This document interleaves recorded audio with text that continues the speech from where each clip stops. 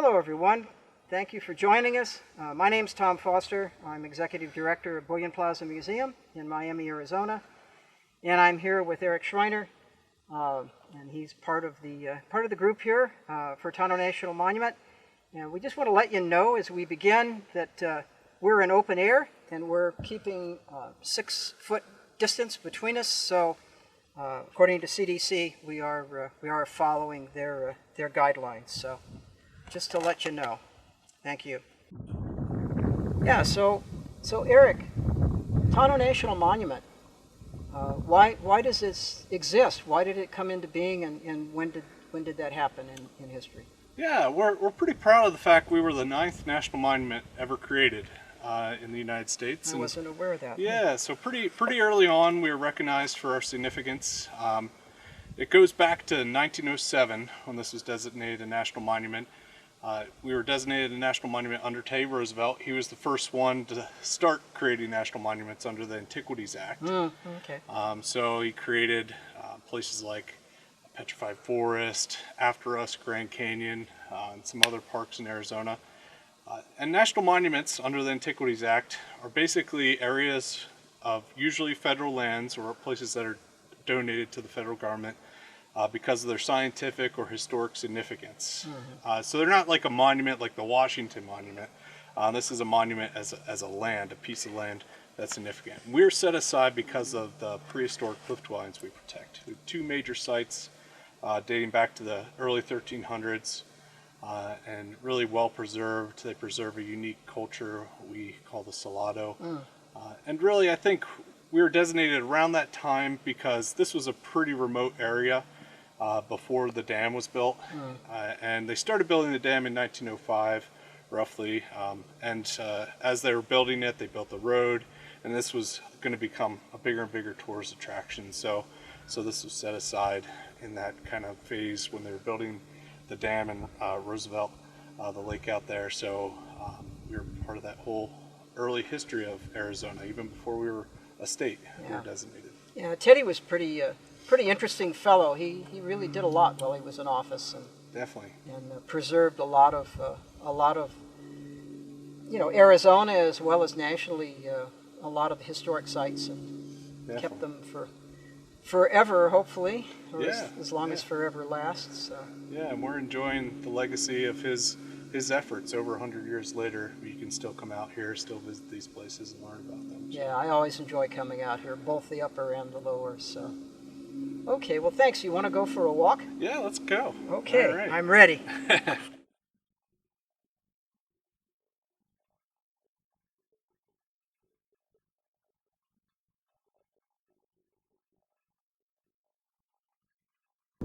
Okay, Eric, well, we're partway up the trail. Yep, we're getting there. A little bit higher. And the wind's come up a little bit here, but not bad. And, I'm curious who the people were that settled here, why they were here. And I know there's a question everybody asks, and that's, where did they go? Why did they leave? Yeah, all great questions. And I'll try to give some insights to a few different perspectives, but this was settled, we have evidence of people here going back thousands and thousands of years. Yeah. So there's archaic sites nearby. We know people have been using this area because of the water sources, the ample game and wild foods they could gather out here. We start seeing settlements. The earliest agriculture evidence in Tonto Basin is around the year 700. And there were scattering little villages, we call them pit house villages, for a while. The Salado phenomena, which is when these were built, starts around 1250 to 1300. And that's when we think there may have been groups coming in from up north and from south of here, maybe even east of here, what are sometimes called ancestral Puebloan or Kayenta. We have the Mogollon to the east of us, and then we have the Hohokam, ancestral Sonoran Desert people, south of us, so south and kind of west of us. So those 3 people seem to come together in the 1300s, and in some places we have what's called the Salado phenomena happen. It's debated what that it really is, but what it's tied to is their very colorful their colorful pottery, which we have photos of in our museum, and maybe we can splice some of those in so people can see those. But The pottery they were making is very unique. It comes from a style that's similar to Kayenta. That's why we think one of the migrant groups, the groups coming down here, were the Kayenta people. But they brought this idea, they formed their own group here, their own identity, we think. We don't see kivas here, we don't see great houses like we see at Casa Grande. We don't see ball courts here. So it's a unique blending of cultures and its own identity, really tied to that very colorful pottery. And that's what we call the Salado phenomena. You know, what they call themselves, we don't know. The term Salado comes from the Salt River. Right. It was named by Harold and Winifred Gladwin, who worked out of Gila Pueblo in Globe. So they were early archaeologists in the 1930s who kind of classified some of these cultures. So that's what the Salado is, and that's when they come here. That's when they start building cliff dwellings, like we'll see in a minute. Yeah, really a flourishing time period. We had upwards of 3,000 or more people living in Tonto Basin in the 1300s, early 1400s. That's a lot of people, really, when you stop and think about it. Yeah, and this is pre-modern day There was stuff. no Circle K's, there was no support. No Walmart or no. Nowhere to go. You had to use all the resources around you, but we see a lot of trade coming into this area as well. So we know they're trading with people along the Pacific and Cia Cortez. From shells we find here, we find macaws that were traded up through Chihuahua, Mexico. So a lot of different things are coming into the basin. That pottery style ends up being traded all around here too. So we see that all throughout southern Arizona, up into Zuni Pueblo in New Mexico. Huge range for the Salado phenomena, this influence. Yeah, history's absolutely fantastic in the Southwest. I mean, this whole area is just, you know, with all the history and the people that were here early, again, with no support, they were here. And the trade, they depended on others to trade with, and there was nothing. A really, really harsh environment. It astounds me that anyone without any support, you know, could survive in this environment and flourish. And not just survive, but thrive. I mean, there are thousands of people living here, using all sorts of resources, wild resources from the desert around us. They're cultivating the land for corn, beans, squash, and cotton was a big industry here too. So it really was a phenomena, we call it the Salado phenomena, this really flourishing time period. Yeah, and you know, they lived amidst a vast pharmacy. Yes, yeah. Most people don't realize that a lot of the plants that grow here in the Southwest, especially Sonoran here and a little higher, they took care of everything. I mean, some of these plants were miracle workers for flu, for arthritis, for rheumatism, for all sorts of things, and they're right here. And if you know what to look for and how to use them, they were amazing. They developed that knowledge, and that was one of the reasons I think that they were able to survive and flourish, because they didn't have to go to a Walgreens. It was all here. Definitely. Yeah, which is really pretty neat. Yeah. Do we want to talk about what happened to them, or should we talk about that now? Yeah, so this culture lasts a fairly long time, but it is limited. By about 1450, we see kind of a line where we don't see these big structures being built anymore in Tonto Basin. And you see that in Phoenix area as well, like Casa Grande. You don't see any sites like that built after 1450. So there seems to be a big event or something that happened, and it's one of those big mysteries in the Southwest. What happens to these people across southern Arizona? And what we think may have been happening is you had a thriving culture, and maybe droughts were causing pressure on people. Maybe natural disasters like a large flood event along the river could have caused damage to the infrastructure they built, the canal systems. We don't know exactly why they just stopped building these large structures, but we do know these people continue on in our modern affiliated tribes at Tonto National Monument. So everybody in the southern Arizona really has ancestry here from the modern tribes. We have several bands of the Apache, the Tonto Apache, the San Carlos, the Yavapai Apache, the other Yavapai nations, Prescott and Fort McDowell. We also very closely linked to the Hopi and the Zuni, and also the four southern, the Ak-Chin, the Gila River, Salt River, and the Tohono O'odham. So all those groups are connected here. So we think when they left, they probably joined several different groups, and this phenomena lived on. These ideas, this pottery style, maybe transformed into different things, but the ideas started here. The stories of these people live on in the modern tribes still today. So it's pretty fascinating to think that these people 700 years ago are still having an impact on the modern tribes, and we can still learn more about them. Yeah, quite a bit. So they were pretty much gone then, in mass then, by the time the Spanish came? They weren't in the cliff dwellings when the Spanish came through this area. Yeah, so they would have probably become part of the communities we know today, or what the Spanish wrote about the people here today. So the Spanish called this whole area Pacharia. They sometimes call them the Yavapai Apache or the Mojave. You know, there's a whole bunch of different names they had for the native people that lived here. But the people that were living in this area didn't build big stone structures anymore. They were building usually brush structures made out of wood, typically. So you don't see these big kind of permanent structures anymore.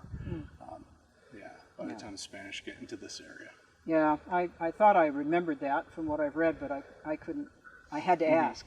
Yeah, and this place was still even remote during the Spanish era. There's not very many accounts of the Spanish coming up this far into Tonto Basin. You know, outside of 118, it's still remote. Yeah, exactly. Really, yeah. I mean, when you look around at everything here and you look at the vast expanse, it's still remote. There's not much here. Yeah.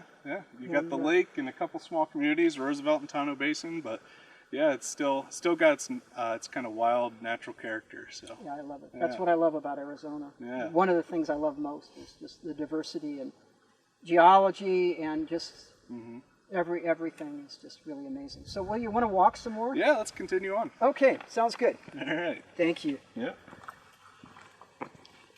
So, Eric, who explored these ruins first? And you know, I've heard the name Adolphe Bandelier in more than one history presentation. Sure. So you might tell us a little bit about what went on here early on and when. Yeah. So again, you know, this place is fairly remote up until fairly recently when they built the dam and then eventually the highways and all that. But there were people living up here. We talked about the Apache living here. Fortunately, there was the Apache Wars. It's a kind of dark part of Arizona's history when they were forcibly removed from this area, mostly in the 1860s and 70s. Following that, you see a lot of American settlers, pioneers coming into this area, mostly for cattle grazing, some prospecting. So you start seeing people living in here, and actually the first written account was a school teacher here in Tonto Basin, and she was here. Angeline Mitchell was her name. I almost forgot it there, but she was here and wrote in a diary that was later published. And she took her school kids up here in 1880. Oh, geez. On a field trip. So we had this as kind of an early tourist attraction even then. The first real national publicity, you could say, this place got was from the writings of a guy named Adolphe Bandelier. And he was famous for the national monument named for him, Bandelier National Monument in New Mexico. But he explored a lot of places that hadn't really been documented by archaeologists, and he's an anthropologist by then. So he came through this area on horseback, and he actually came through Globe, saw Beshpagawa, documented that, and saw a few other places in Tonto Basin here. And the locals, he would basically use locals to tell him where to go. They told him about this place, so he came up here and described this place as a perfect dwelling. So that's what the title of our sign here, and you can see one of the earliest photographs from the late 1800s here. So it's more complete back then. So early on, people came up here, recognized it was a special place, and his publication and getting that national publicity probably is what eventually led to this place becoming a national monument. This is one of my favorite pieces up here, just before you get to the lower monument. The photograph is classic, and a lot of the text is. Yeah, it's a fun description he had of this place. He describes it as basically looking like they just left. It's a perfect site. So, yeah. So this was an early tourist attraction. You know, after it was made a national monument, then the Apache Trail became more of a tourist attraction. Had a lot of people coming up here on tour routes from the Southern Pacific Railroad. Come up here, go through Globe and back to Mesa. So yeah, we had a lot of people visiting here. Unfortunately, if you compare the two, this is an early photo. We're missing some walls. There was definitely some vandalism and some just probably inadvertent destruction of people climbing on things. Yeah. And that's why we were eventually moved under the National Park Service in 1933. Yeah, really lucky that that happened when it did, to keep things from deteriorating any further. Yeah, and you know, things haven't changed over the past 130 years or so. Vandalism is still out there in some areas of Arizona, and you know, it's sad to see some of these sites that are available, roadside sites that are just destroyed. Definitely, and we make an effort. Every time we have visitors up here, we have a ranger or staff person volunteer up here. So we make a really big effort to try to preserve this. It's one of our main jobs. Yeah, I know you do. I made the mistake one afternoon of leaning to take a photograph. Yeah. And that lasted about a 1/13 of a second. Yeah, and I was explained very clearly to me, Yep. You know, what I was doing, and I felt really terrible because I know better. But it's easy for us as visitors to forget, you know, a photo op or talking to somebody, and you know, you want to lean, and we just have to remind people that they can look, but you know, the acid in their hands, the sweat in their hands, the weight, everything. Yeah, I mean, the walls are just basically held up by mud and rock. I mean, there's no rebar or anything holding most of this up, so it's just very fragile. You know, we want people to come up here and enjoy and learn about the site, but we're there also to protect the site. We don't want to get anybody in trouble, and that's why we try to catch people early. That was funny and in a sad sort of a way, and you know better. A lot of people do, and you get really involved in what you're seeing and the history, and you forget, and we can't forget. And we always have to be vigilant. So anyway, well, we're close to our goal. Yeah. So are you ready? Let's do it. Yeah, let's go. Check it out. Okay.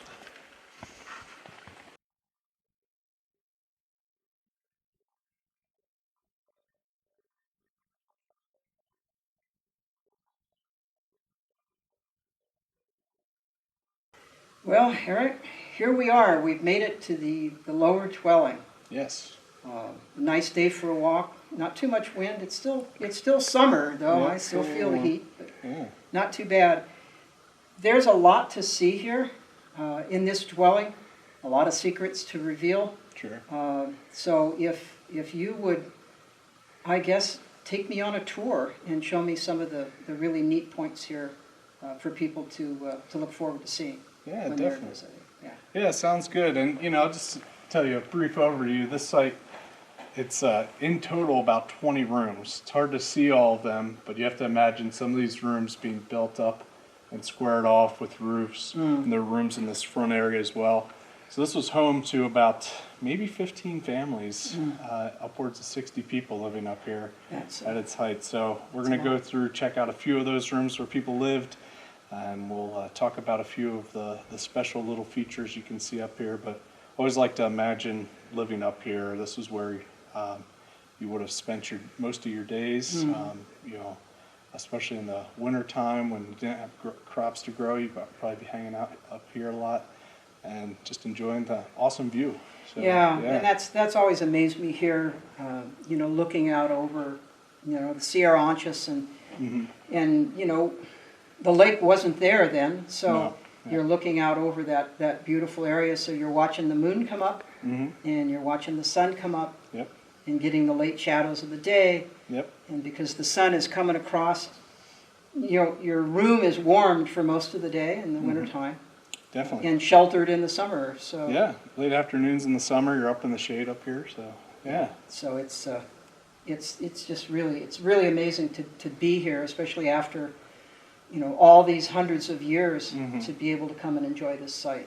Yeah, let's check out a few things over here first, and then we'll come back around and check out a few few little special features. Sounds good. Let's go. All right.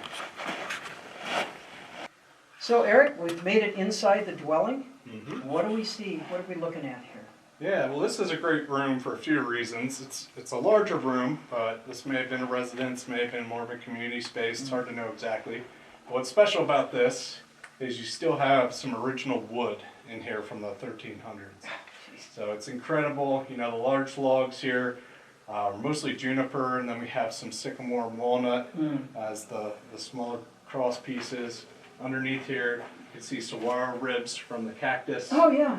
And then we'll probably get a shot of this later on. It was packed with mud on top. So this would have been complete all the way over our heads here, probably about 6 foot tall at least. And yeah, very special that that's still preserved. And the reason cliff dwellings preserve things so well is because they're out of the elements. We're underneath the rock ledge, so this doesn't get rained on. It's out of the sun for part of the day at least. And yeah, it's very well preserved.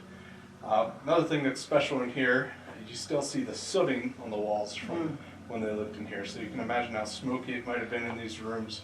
But that's original sooting. We have a patchwork of different mortars in here. Some of that is the original remodeling that they did over the years. And some of it is stabilization work that the Park Service did. But for the most part, the Park Service tries to blend in any kind of stabilization. So most of what you see is original up here. The other fun thing, you could say, is the graffiti we have here. I noticed that when I walked up.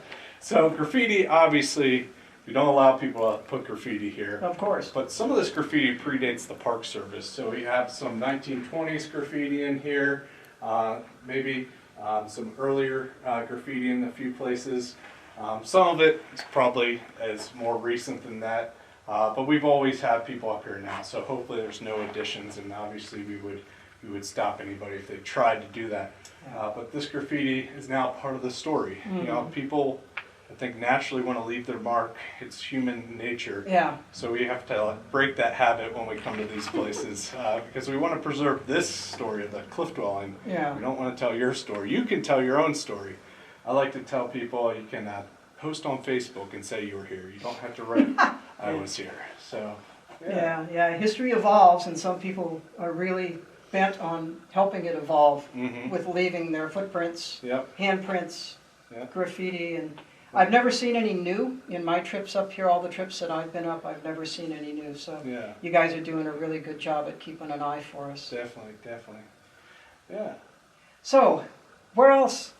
Yeah, we'll go around and check out the other side, and we'll look at some other features we can see still preserved up here from 700 years ago.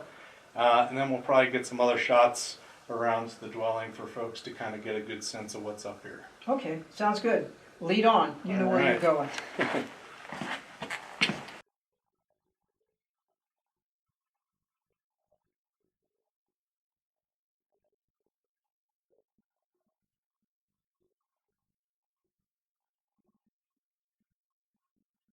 All right, Eric, so we've moved into another portion of the lower dwelling.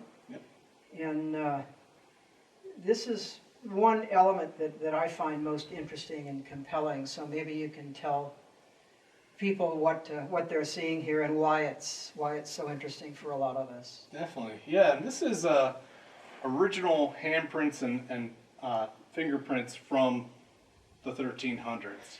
So the construction of these walls are basically rock slabs that are packed with mud around them, adobe kind of around them to hold them in place. And so they would pack it in and leave this kind of dimpled impression. We'll get a closer view for people in a minute. That is original, and you can see it all throughout the dwelling, but here the bird poop actually makes it a little bit easier to see. And that's, so that's fascinating, I think, for everyone to imagine somebody else's hands there packing that mud on. And that's, a really special feature you get in cliff dwellings where you might still see foundations in some of these sites that are out in the open, but the actual surface of the walls is rarely preserved for that long. So that's really special. Again, this is another typical room that people lived in. We have where the roof line was. These are where the logs would have been, these holes. Okay. And inside this room, we'll get maybe a shot in there if we can pick it up with the camera. It has a complete roof inside this room. Oh. And that's the best intact room we have here from the 1300s out of all the sites we help protect. There's a little bit of preservation history I'd like to talk about here too. Sure. You see this channel iron here holding this wall. We have another plank over to the right holding up the wall. This was part of the early stabilization work that was done here by the Park Service. So when the Park Service came in here, you know, we saw those earlier photos. There's actually another wall here before the Park Service. And this whole structure is just basically rock and mud holding itself together. There's no, you know, real foundations here. They're not tied in together. So these walls, one falls, it makes everything else weaker. Right. So this channel bar is actually holding this up, and that was put in the late 30s, early 40s. The early work that was done up here by Charlie Steen was the archaeologist, the first Park Service employee to work here. And that was, the goal was to hold in place what's here, to preserve it. They actually excavated all this and put the sand down to preserve the original floor in a lot of places. I wasn't aware of that. Yes, this sand is modern. It's Okay. the original floor would have been a dirt floor. So even still today, sometimes we'll see that original floor poking up, and so we try to put more sand up. So it's an ongoing effort to preserve these. Every 2 years we have a big project. 1 year here, the next year at the upper cliff dwelling. We rotate back and forth, and we have a whole team of people that help do basically an inventory of this. They'll monitor it, and then they'll help stabilize anything that's causing any trouble.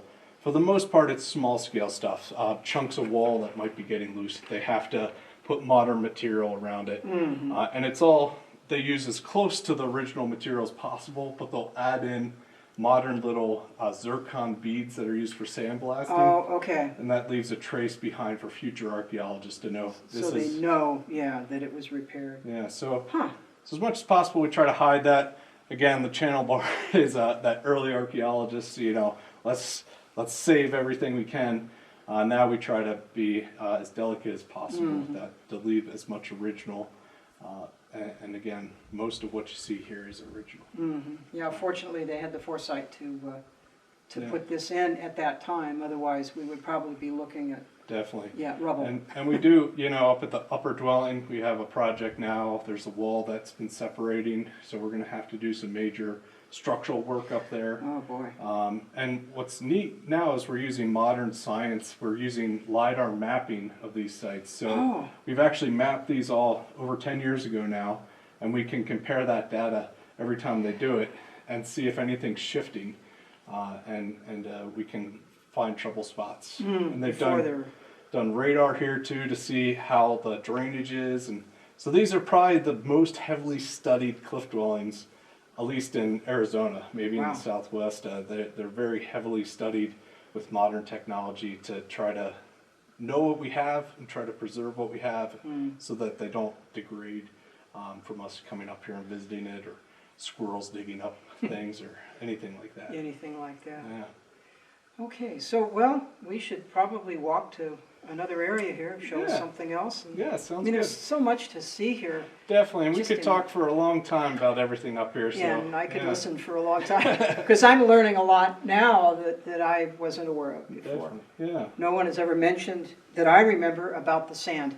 I always thought it was just here from, you know, years and years and years of accumulation. So you're actually preserving the original floor and structure, so. Yep, and we have a project right now to carry up a whole bunch of sand up here. So every time we come up here, we try to bring up sand. I didn't do any today. I should have made you carry up. You some, should have, maybe. yeah. Yeah, because probably what I'll do is probably volunteer later Yeah. on to come help, because I'd Definitely. really be Yeah. honored to be invited. Yeah, it's to, it's a fun project. I think to feel like you're contributing to the preservation of this place. Yeah, and preserving history, and that's what we do, basically, is present it to the public and Yep, and help preserve it for the future, for future generations. So. definitely.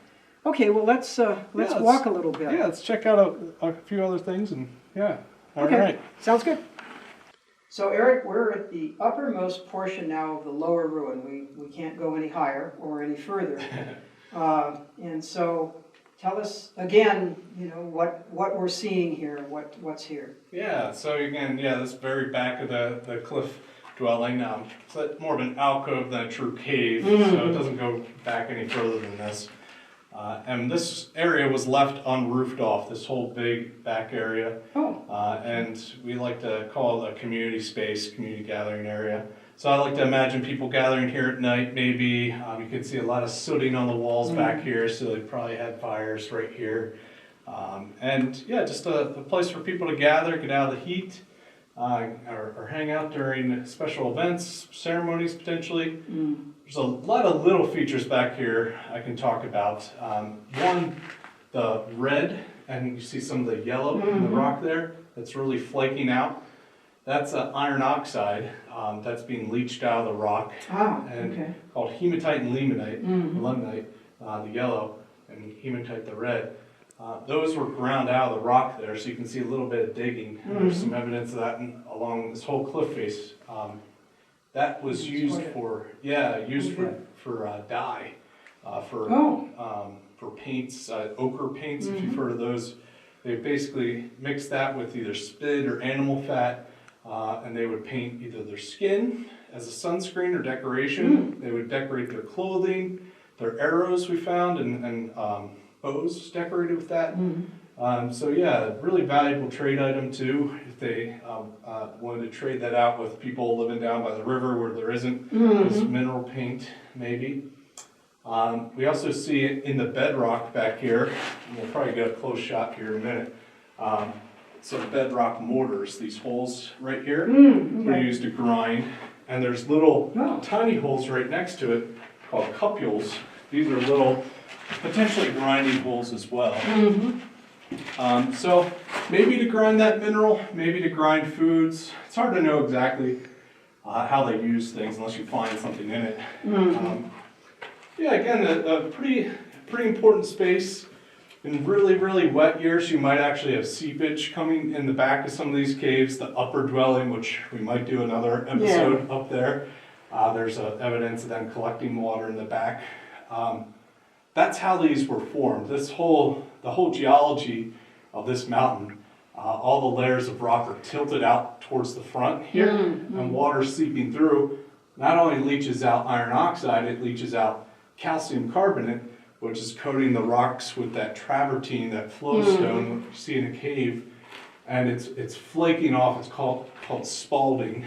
It's breaking apart this rock slowly. Luckily, it doesn't happen very often. Very often? Yes. But the alcove itself is slowly getting deeper, and it's actually pushing the cliff dwellings out, which is something we have to fight against over time. And again, it's a very slow process, but we do have to consider that with preservation issues. Yeah, gravity is really difficult to deal with sometimes. We're fighting gravity. So that's just a brief overview of the geology that I think is really easy to see right here in the back of the cliff. The grinding holes are really interesting. Definitely, Just as they remain in food or grinding pigment, who knows, but they're there, and it's a community space unroofed, so this is just a nice space to sit and work. Definitely. I guess. I mean, that's probably. Yeah, I think so. Yeah. Definitely. You'd always have shade, even in the bright mornings, you'd have walls in front here, so this would be shaded. Even on a warm summer day, you could get back here and cool off maybe. So yeah, pretty neat. Well, I think we're sort of coming to the end of our tour. Yeah. So I think probably we can walk down just a little bit further and maybe talk a little bit more before we head down the trail. Okay, sounds good. Okay, let's do that. All right. Well, Eric, we're coming to the end of the tour. We're running out of daylight. Yep. And this has been quite an experience. I've actually learned quite a bit today, things that I didn't know before on previous trips here. So for me, it's been really enlightening, and I'd like to offer my thanks to you and to the monument and everybody else for affording us this opportunity. This is great, and it helps get the word out on Bullion Plaza and on the monument and all the hard work that you're doing here. So I really want to thank you for this. And Yeah. hopefully there'll be more in the future. So Definitely, I hope so. And thank you, Tom, for coming out. And sure. you have a great museum over there. I always enjoy going over there for the talks or just checking it out too. And Thank you. just want to welcome the crowd out there watching to come visit us. If you haven't been in a while, come back and check it out. Our museum was updated in 2015. We have new signage we put in last summer on the trail here. They're really excellent.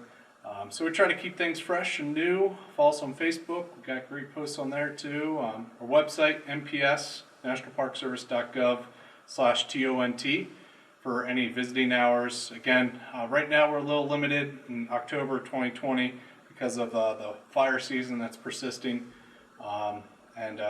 COVID obviously, we're still dealing with some of that, but we're just trying to limit the crowds a little bit in some places, so we're taking precautions there.